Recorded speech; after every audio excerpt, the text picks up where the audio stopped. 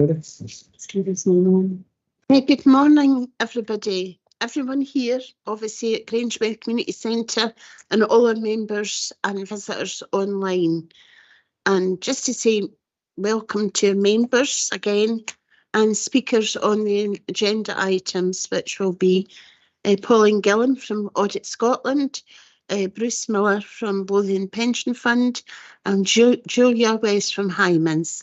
Welcome. And thank you. I just want to say thank you for attending this joint meeting of the Pension Committee and Pension Board today.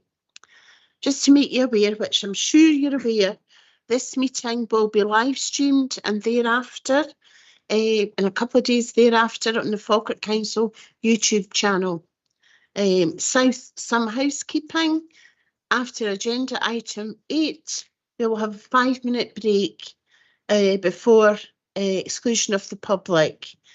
If the agenda takes longer than anticipated, we can break sooner, or if a member requests a break. I'd like to welcome all questions and encourage you to enable you to understand the complex decisions. And you'll all be aware the responsibility for the governance of the pension funds sits with us. The Pension Committee is delegated by Falkirk Council, the administrating authority.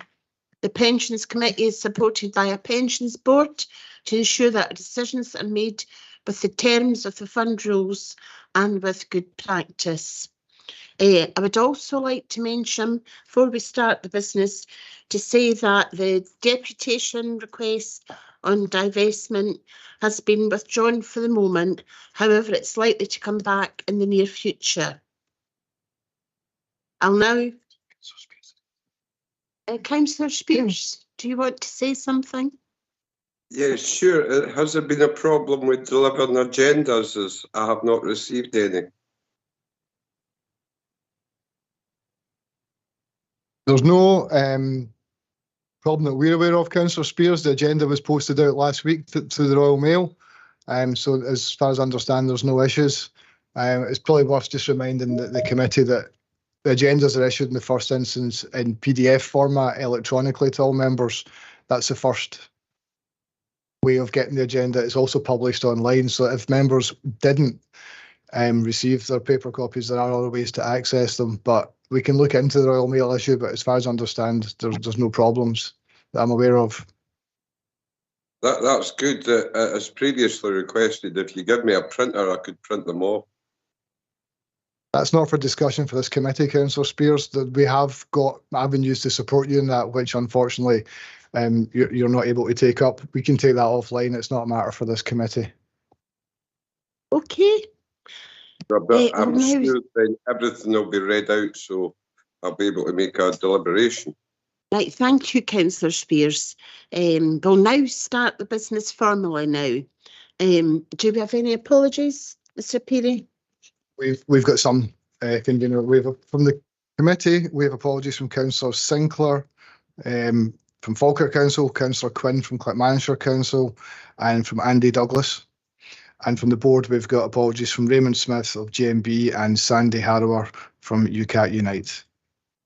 Thank you. Move on to agenda item 2, declarations of interest. Members should declare any financial and non-financial interest they have in any item of business at the meeting, identifying the relevant agenda item and the nature of the interest. I see none. Thank you. We'll move on to agenda item 3, the minute of the joint meeting of the Pensions Committee and Board on the 21st of September 2023. On your papers, pages 4 to 8. I'll give you a couple of minutes.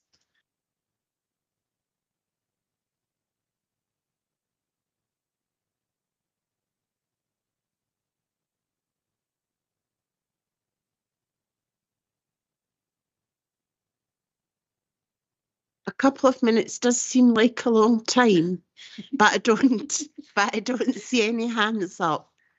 So can we say it's agreed? Thank you. We'll now move on to agenda item 4. Sorry, that's been withdrawn. Sorry, beg your pardon. Agenda item 5. It's the annual audit report 2022-23. Amanda Templeman's going to take the introduction, and then thereafter it'll be Pauline Gillen. Thank you. Thank you, convener. So the purpose of the report in front of you today is to ask the committee to consider the annual audit report for 22-23 and to approve the signing of the audited accounts. As the convener said, our colleagues from Audit Scotland are here to speak to the audit report, and so I really just have a couple of brief points to make. In August, I had explained to the committee and the board that the sign-off of the accounts was likely to be delayed beyond the 30th of September date. This is the first year of the audit rotation, and it is likely that many public sector audits will be signed later than the usual September date, so the fund is not an outlier in this respect. The Pensions Committee and Board considered the unaudited accounts on the 28th of August this year, and there have been no significant changes to the accounts following the audit process, and there's no significant issues that I need to bring to the attention of the committee and board. Again, I would like to give particular thanks to Justina for all her work in pulling the accounts together and all her work in supporting the audit process, and to thank Audit Scotland for their work and communications throughout the audit. From a council perspective, the process has gone very smoothly. Pauline Gillen and Gillian McCready from Audit Scotland are here, and I believe Pauline is going to present the annual audit report. Thank you.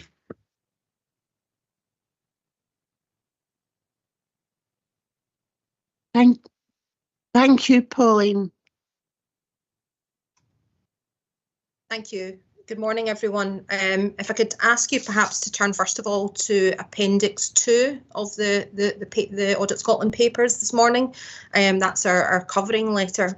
This letter is prepared under ISA 260 and it's addressed to this Audit and Risk Committee as those charged with governance.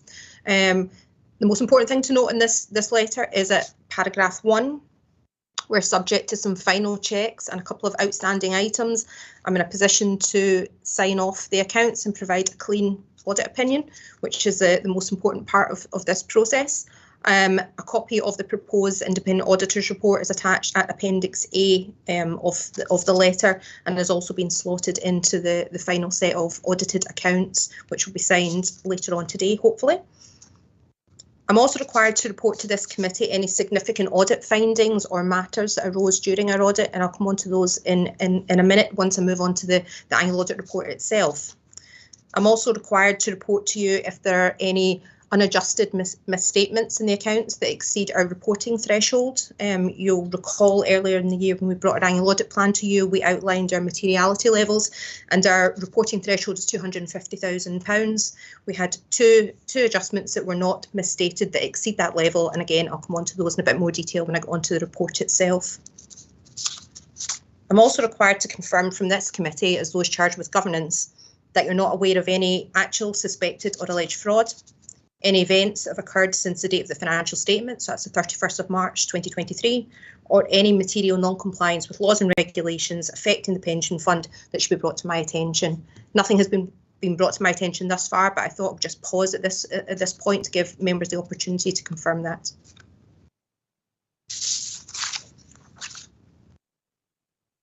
Okay, I'll take silence as positive confirmation.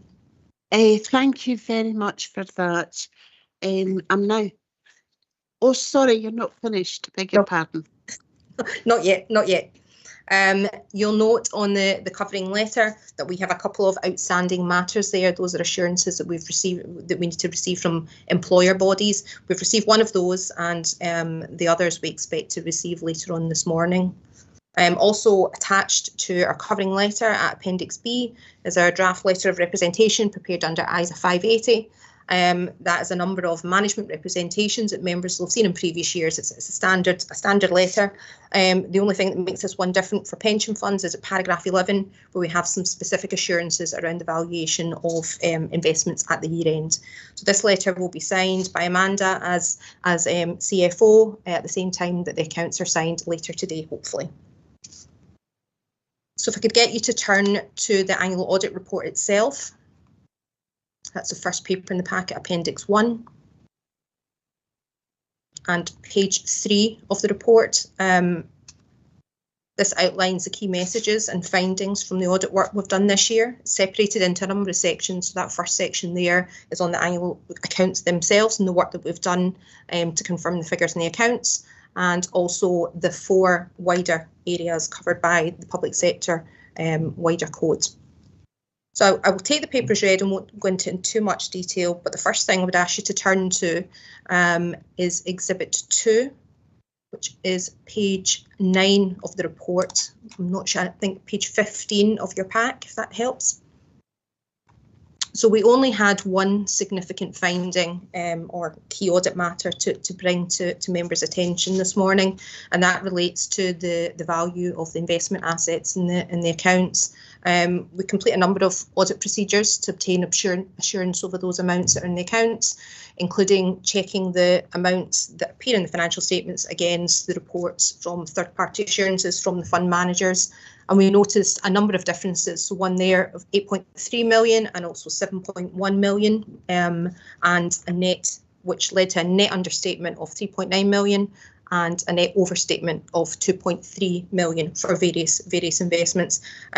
We appreciate that this is due to timing differences in terms of when fund manager reports are run, and we're content that management have not adjusted for those amounts in the accounts. They are over our reporting threshold of £250,000, but very much below our performance materiality level of £38.4 million. So we're content that management have not adjusted those amounts in the accounts. So moving on to the next page, Exhibit 3. This table outlines the significant risks of material misstatement that we identified as part of our planning process and that members will have seen in our annual audit plan that came to you earlier this year. So the first risk there is the risk of material misstatement due to fraud caused by management override of controls. And as I explained when I presented my plan, this is a standard risk that you'll see in all annual audit plans. In the middle column, we've got a number of assurance procedures that the team carry out to address that risk. And in the final column, you'll see the results and conclusions of that work. And for that risk of management override, we can confirm that there were no issues that arose as part of our work that would indicate any management override of controls. The second risk of material misstatement we have there, as you would expect, due to the level of estimation and judgment and evaluation of some of your complex investments. So those are those specifically at level 2 and 3, specifically level 3. We identified a risk due to the subjectivity over the measurement and valuation of those investments. And again, we have a number of procedures that we carry out during the audit to address that risk. And as I explained earlier in Exhibit 2, we did identify some differences, but we're content that they're not material and that they have not been adjusted in the accounts. We identified in our plan an area of audit focus, and that is with regard to the actuarial valuation of retirement benefits. And again, that's due to the number of complex actuarial assumptions about the future, including investment returns, contribution rates, etc. As part of our work and in accordance with ISA 500, we're required to do a review of the actuary as management's expert, just to confirm that we're able to rely on those assumptions as being appropriate and reasonable. And I can confirm to the committee that there were no issues identified from this work. The next section there, we have paragraph 23. We have our first recommendation in the report. As part of the work, we agree the figures in the accounts to the trial balance that is derived from the financial systems. In discussion with management, they confirmed that they don't put the year-end investment figures into the trial balance. They just manually take them from the custodian reports and put them into the accounts. This is slightly different from what we would expect to see, and in other audits, we would expect all figures to go through the ledger. So there's a wee bit of a discussion just for us to get underneath that and just to understand the process and how management get the figures into the accounts. We were content that there were no issues, but we just did include a recommendation, good practice to enter all transactions into the financial ledger. And you'll see when I go onto the action plan, management have given a response to that recommendation. So just moving through the report at paragraphs 29 to 32, we provide some commentary around about management's financial management arrangements, and we confirm that there's comprehensive reporting. We did include a recommendation there as well about the reporting a more regular basis to committee. We noticed that after the initial budget paper in March 2022, there were no further reporting of financial monitoring, budget monitoring until the outturn report in December 2022. So we had included a recommendation that there should perhaps consider more regular reporting to this committee, but you'll see that management have given a response in the action plan to indicate that about 70% of those figures come from investment management fees, which they wouldn't be able to report until that point. So there would be little value in terms of reporting to this committee more regularly. We have included it as a recommendation, however, but we're content with management's response. Finally, if we move on, our third recommendation comes in the vision, leadership and governance section of the report.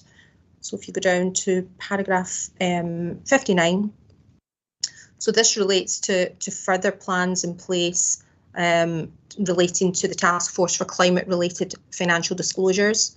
Over the next few years, pension funds will be required to increase the level of disclosure they make with regard to these types of measures. We recommended that the fund familiarise itself with the requirements, because there'll be considerable work required to be done to meet the requirements, and should perhaps consider early adoption of the disclosures in line with best practice. And again, we've got a recommendation for that. So that was all I was going to say. Maybe just move on to the action plan, just for completeness. You'll see there that we have the 3 recommendations that I've just discussed. We have an agreed management action, and you'll see for all 3 of them, management haven't accepted the recommendation. We had considerable discussion with Amanda and the team as part of our clearance process, and we're content with management's mitigating controls in place, and that they're content that what they are doing is appropriate. So we're happy with management's responses, albeit they haven't accepted them, and they don't plan to make any changes to them at this point in time. So I didn't want to say anything more other than just to extend my thanks to Amanda, Justina and team for all their support this year. It's been quite a difficult first year of the audit appointment, so many thanks for all their patience and assistance during the year. I'm joined by Gillian, and we'll be happy to take any comments or questions from members. Thank you. Thank you, Mrs. Gillan, for your for the 22-23 annual accounts. Very detailed work and complex, and I'm sure it's taken a considerable time. At this moment, I'll open it up for any questions for the members here at the committee today. So I'll now formally open it up. Does anybody? Mr. Wilson, I believe you've got a question. A couple of things about the report. Obviously, the actuaries made recommendations now to finance officers at the local authorities about how much funding the pension scheme should be getting from the local authorities regarding employers' contributions. And when you look at Exhibit 4, it's quite worrying that, and you know, the 2022 1st of April, the fund was 82%. Net assets, and now a year later we're sitting 120%. I mean that's what I'm reading from this table. Now, when you think that local authorities are and I don't know what the other local authorities, I know like managers being told by the actuary they can reduce their funding now. I would find that that's for the next 3 years. It's very worrying from that perspective, and I just wonder if you've got any comment on that. The other thing I would raise, which is further on in the actual appendix, I'm trying to see which page is 122 of your report.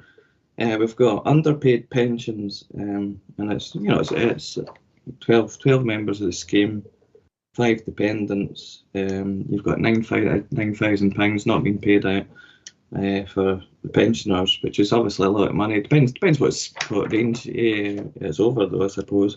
But is that now being resolved, or is that something that's still ongoing? And I'm a bit surprised, though, when I was reading overpaid pensions as well, it says number of members underpaid, so I was confused. So I don't know if there's any light you can shed on that particular question. Thank you.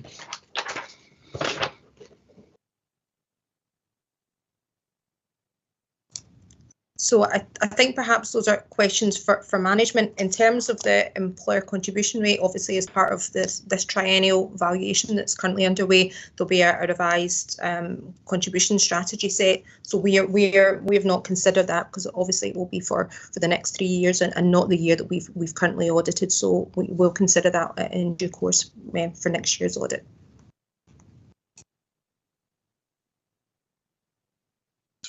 Thank you. Thank you, Mr. Wilson.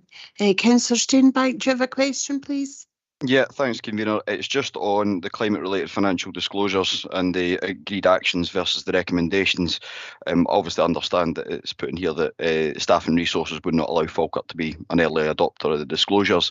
Can I just ask what the difference in the time frame from the agreed management action and timing is versus what the recommendation is actually proposing, and what the difference would be if we did adopt the recommendation? Thank you.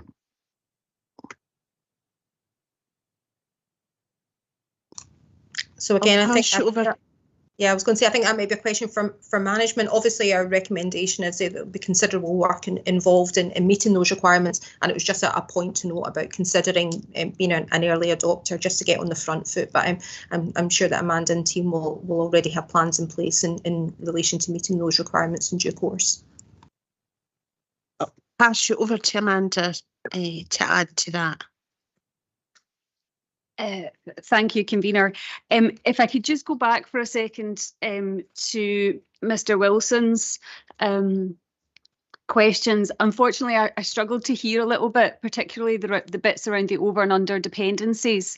But I will try and pull together some information and send that to you after the board. It was our pensions manager, Catherine Carruthers, that pulls most of that together. But obviously, I can try and get some more information, but I just couldn't quite hear your question, I'm afraid. In terms of the valuation, obviously we've got Hymans with us today who are going to take us in private session through the full valuation report, and so we can have some discussion there about the approach that we've taken. But I think what I'd say is that I'm quite confident that the approach we've taken is a prudent one and has protection in it for the fund. But we can talk a little bit more about that during the valuation report piece. Councillor Steenbank, in terms of the TCFD, it must be implemented by 2025. So it's really the difference between if we could have went a bit earlier and implemented it in 2024, or if we're going to wait till 2025. And I think at this point, we're anticipating that it'll be the 2025 deadline that we meet. We are looking at resource within the investment side of the pension fund. And Catherine, Justina and myself have been talking about what that may need to look like, particularly with some of the additional requirements around this kind of reporting. But we would be bringing something back to a future meeting of the committee to look at that in a bit more detail. So if we could adopt early, if we could move to bring some of the work forward a bit earlier, we would want to do that, but we just can't commit to that at this point in time. Thanks. Thank you, Amanda. Do we have any more questions? No. I do have a question myself, Paul. It's more of a statement, and I'm really pleased you highlighted the training for those with governance responsibilities, and obviously, you obviously itemised, all the different ways that you can learn, because pensions is very complex, and should all the members here on the board appreciate that it's very complex, especially when you're all professional. It's hard for councillors to understand, but obviously learning and going to all these training events is very, very important. So I'm really, really pleased about that, and I do hope we have an uptake of some of our councillor members and our board members, to attend, the conferences and things like that, because, it does give you the bigger picture and it connects everything together. So I definitely want to thank you for raising that, because it is very important, because councillors, You know, there's a level of proficiency that councillors, you know, should have, like by attending courses and conferences and things like that. But I also want to thank you very much. It's very complex work and it's very detailed, and I'm great. It's really good to hear we've got a good relationship with yourselves and in future. And so thank you very much. And also it's taken a considerable time, I would imagine, to prepare all this report for us today. But thank you again. Thank you. I'm now going to move on now, and I'm moving on to item 6, general governance matters. And it'll be Amanda that will take this report. Thank you. Thank you, Convener. So you'll be aware that this is a paper that the Pensions Manager, Catherine Carruthers, usually presents, providing lots of insight with her technical knowledge of pensions legislation.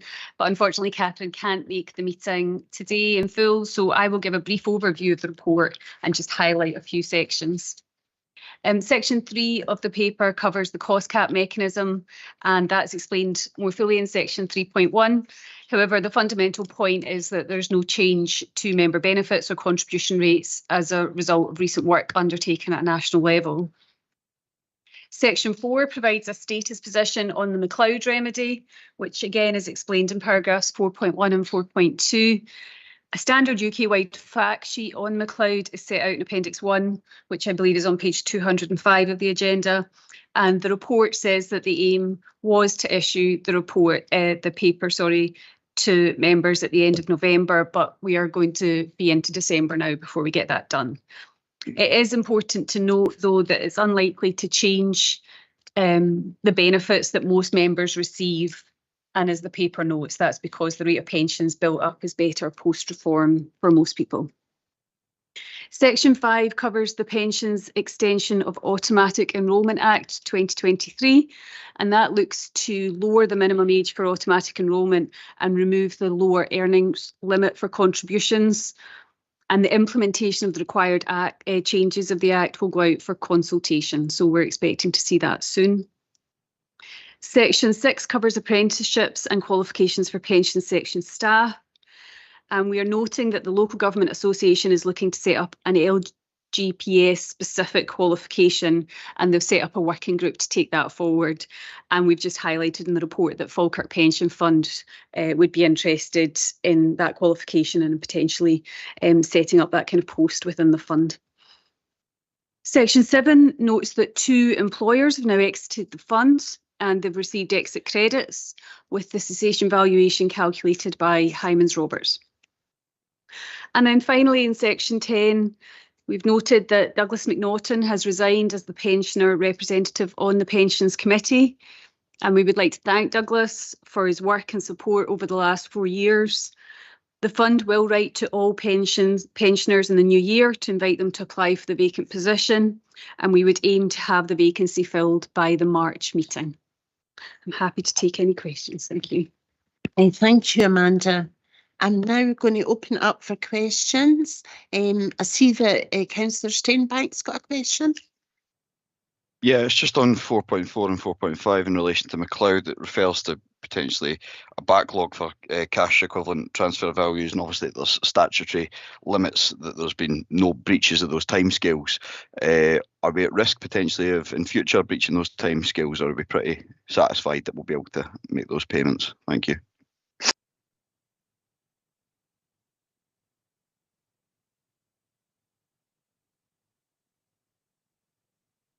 Sorry, Councillor Steinbank.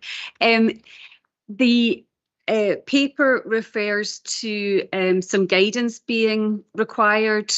At paragraph 4.4, it says that the guidance from GAD was outstanding. That is still the case. So there is a potential that we would breach the timeline because we don't have that guidance. Thanks.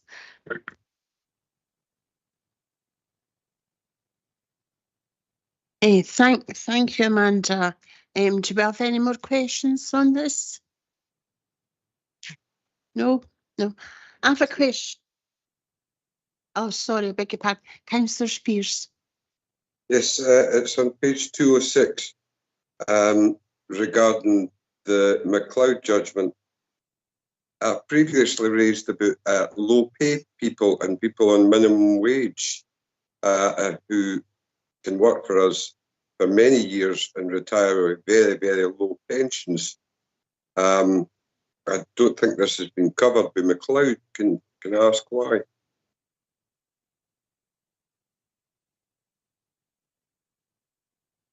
Over to Amanda. She'll answer this question. Thank you.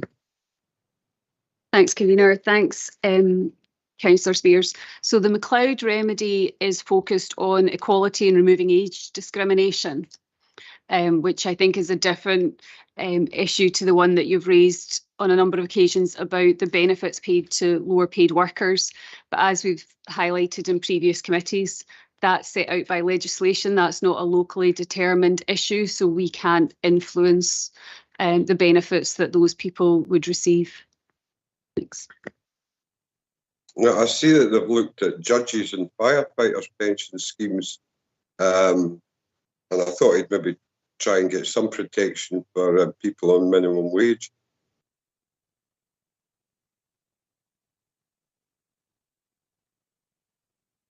Thank you, Councillor Spears.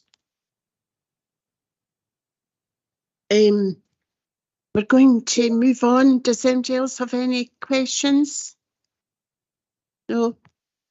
I just want to say, Amanda, I've got a wee question regarding our pensioner representative. Are you able to tell me how many people we have that are retired in the scheme? I know that's $1 million question, but so what was going to seem really good that we will be looking to find somebody, you know, to take part in the committee, you know, and I would imagine, or guess, I should say, that are retired member. There's quite a lot of them actually out there, so it'd be good to find somebody who wishes to take part. We have around 10,000 members that would be eligible to take the position. That's well done, thank you.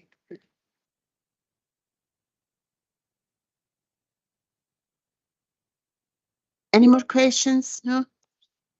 No. So I'm going to actually move on now.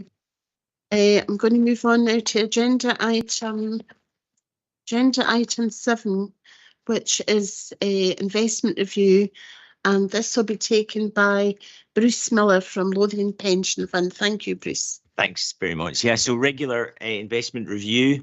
You'll see in paragraph 3, we talk about various things going on in the markets. The first pause in interest rate hikes after 14 consecutive increases in the UK, highest 10-year US bond yields in 16 years. US debt being downgraded by Fitch, albeit still, a very strong rating of AA+. But what's going on in the markets? Increase in interest rates is designed to lower inflation over time, and there are signs that that's coming under control.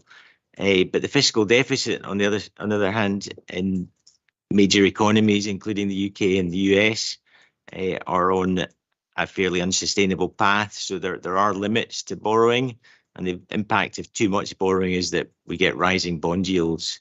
So there's a bit of a tension in the markets there. If the government borrows too much, a lot of supply, bond prices go down and yields go up. I won't talk any further about the detail in paragraphs 3.2 and 3.3, but suffice to say investment markets are responding to the new news on economic momentum and geopolitics that I think you're all very well aware of. Paragraph 4, we cover the fund's strategic allocation. As you know, and a lot of you have attended the training session, that Falkirk, Fife and Lothian are undertaking an investment strategy review in parallel with the actuarial valuation. There's more training for the committee and board coming in Q1 2024. Albert, who's not here today, Emmanuel, who's sitting beside me, and Amanda will be taking that forward.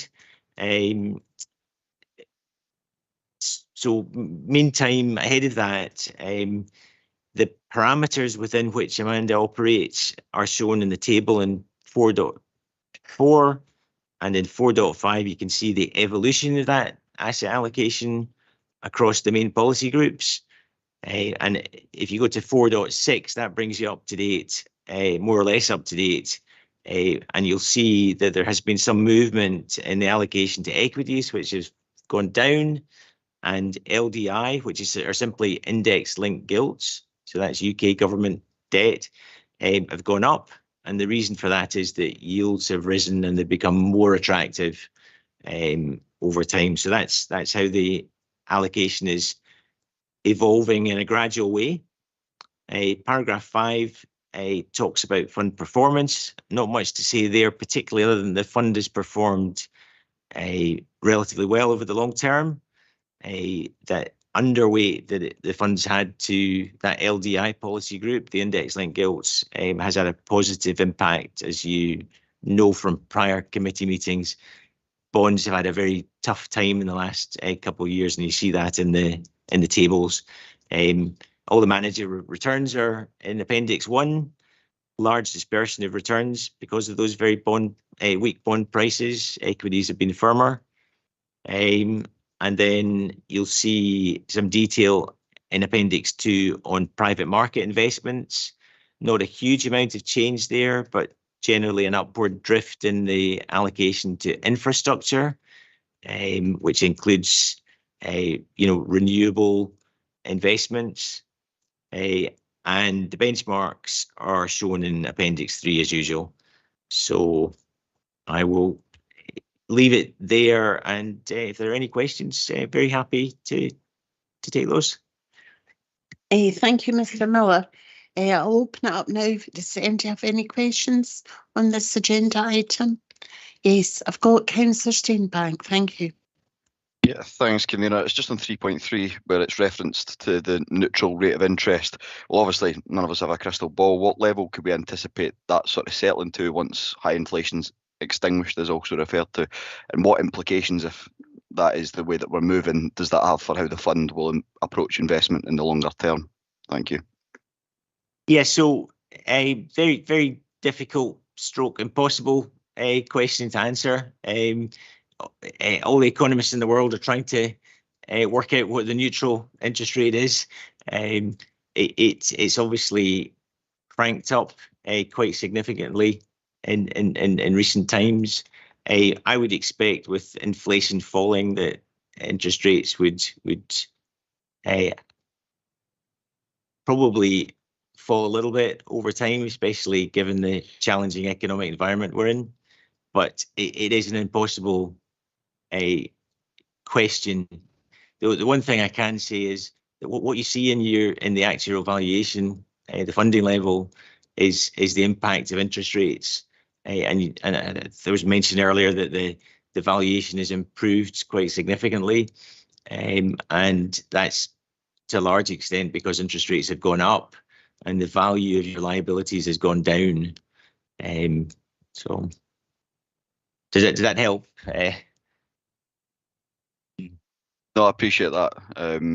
Probably the first half of my question, I think I was just trying to get a bit of a better perspective of how this will sort of impact our investment decisions and how we're looking at things in the longer term. Thank you, Councillor Steenbank. Do we have any other questions at all? And I would just like to say, Mr. Miller, thank you very much. I'm pleased to hear there'll be more training you here to the committee and the board, so I'll look forward to that. Thank you.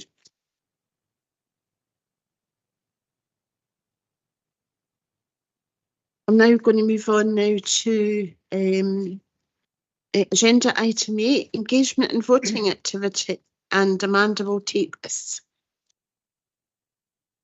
Thank you, Convener. This paper is the standard quarterly report that looks at the voting and engagement activity provided by Hermes EOS for Q3 of the year. As noted, a highlights report is also uploaded to the SharePoint portal, and the highlights report should be considered confidential.